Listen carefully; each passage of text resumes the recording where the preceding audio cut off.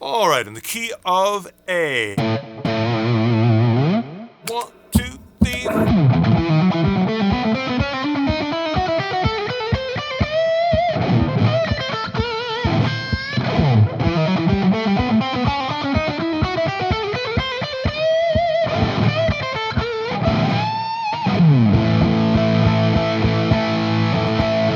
Oh, I'm excited to show you this one. It is all the notes that I found when I decided that I wanted to not sound like Yngwie all the time.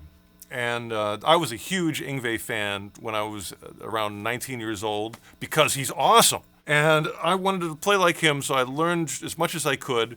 But then I found I was started to only sound like that.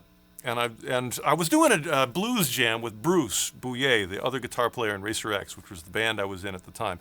And he sounded so much better than me when we would play blues that I thought, I've got to do something about this because he sounds great and I sound lousy and I don't like, I'm happy he sounds great, but I want to sound good too. So I had my Pat Travers Go For What You Know record, which is sort of, you got to hear it, an amazing record with both Pat Travers and Pat Thrall. And I went through, and I was going to school at the time, so my brain was in this place where I was looking at everything in terms of intervals, which actually I still do. And I sort of wrote down all the cool bluesy intervals that Pat Travers and Pat Thrall were using on that record, and I made one big, huge scale out of them.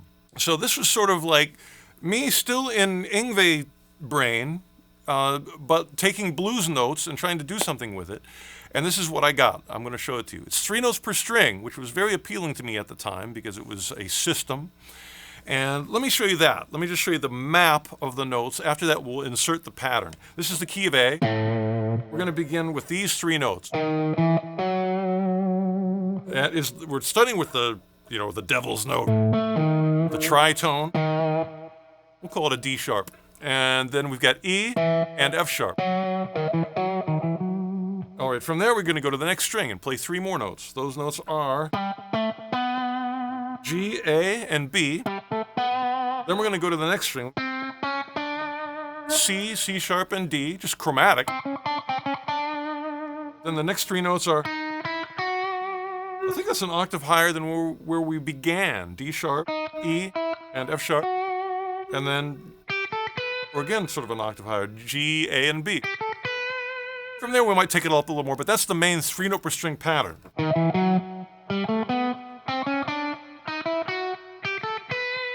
Now, hearing that, it's a lot of notes, and so it doesn't really, it works to me, it sounds better with this phrase that I'm going to show you next. So take a breath and get ready for this. 1, 2, 3, 4.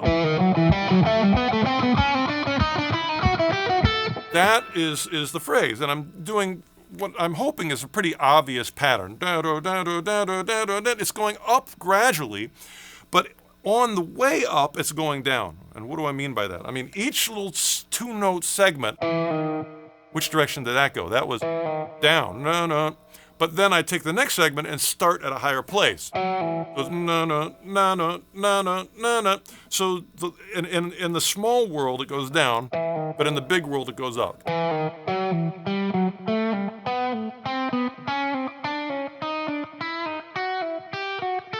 And again, it's kind of meant to be quick. To me, it just sounds better.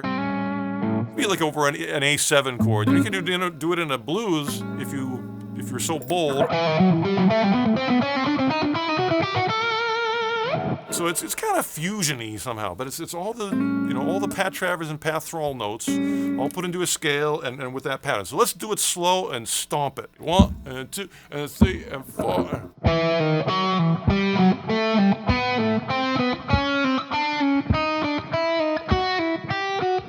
2 and 3 and 4 and.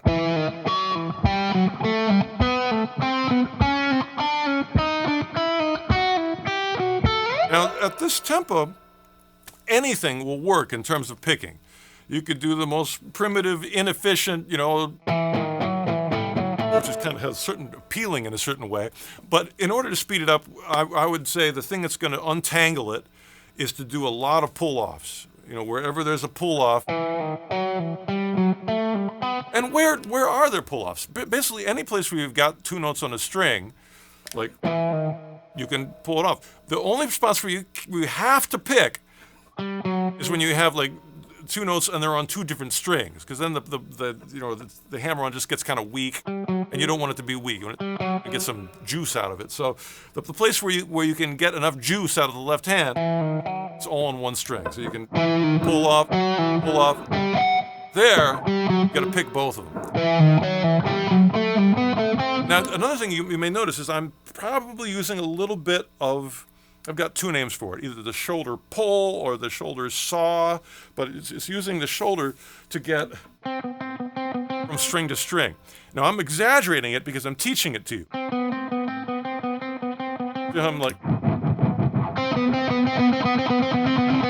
I may not have to do it that much because it's, the shoulder's big and the amount of traveling I have to do is pretty small, but it really helps.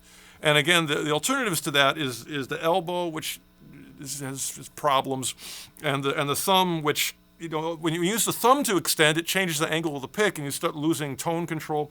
So there's just, the other ones are just riddled with problems, and the shoulder really is a good solution. I didn't even know I was doing it for years until I was teaching and going like, why am I able to do this stuff? And I realized it's the shoulder. So finally I worked it out, and I'm glad to share it with you. So anyway, let's do it slow, of course, and just pay attention to how I'm using the shoulder when I have to pick two notes, and using hammer-ons and pull-offs when I don't. 1 and 2 and 3 and 4.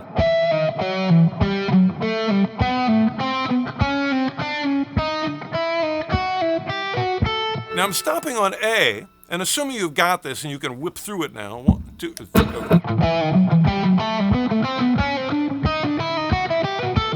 Work as a swing too. 1, 2, 3.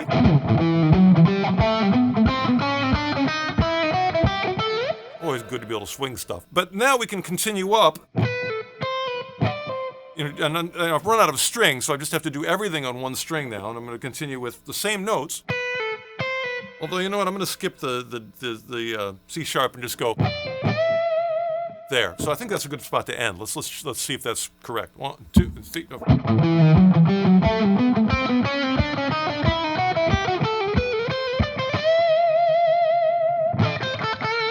Yeah, I think that's cool, and we can even speed it up. 1, 2, 3.